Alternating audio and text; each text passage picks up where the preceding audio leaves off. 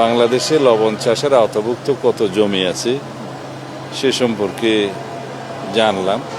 সংশ্লিষ্ট department বিসিকের chairman শিল্প মন্ত্রণালয়ের সেক্রেটারি, ফাইন্যান্স সেক্রেটারি, শিল্প এবং বাণিজ্য মন্ত্রী সহ সংশ্লিষ্ট সবাই মিলে আমরা আলাপ করেছি বাংলাদেশে কিভাবে লবণের স্বয়ংসম্পূর্ণতা অর্জন করা যায়, লবণ প্রোডাকশন উৎপাদন খরচের সাথে মিল রেখে একটা ন্যায্য মূল্য নির্ধারণ করা যায় সে বিষয়ে আমরা আলোচনা করেছি।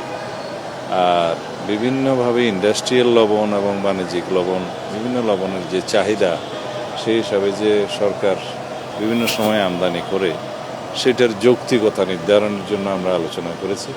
এ বিষয়ে আমাদের আরও তথ্য উপাত্ত সংগ্রহ করতে হবে এবং তারপরে আমরা একটা সিদ্ধান্তে যেতে পারব এবং বাংলাদেশে যাতে লবণ চাষিরা তাদের ন্যায্য মূল্য পায় চাহিদা মতো এবং বাংলাদেশে যাতে লবণ চাষের ক্ষেত্রে আমরা স্বয়ংসম্পূর্ণতা অর্জন করতে পারি সেই বিষয়টা মাথায় রেখেই পরবর্তীতে আমরা সেই সিদ্ধান্তগুলো নেব মাননীয় প্রধানমন্ত্রীর নির্দেশনা অনুযায়ী।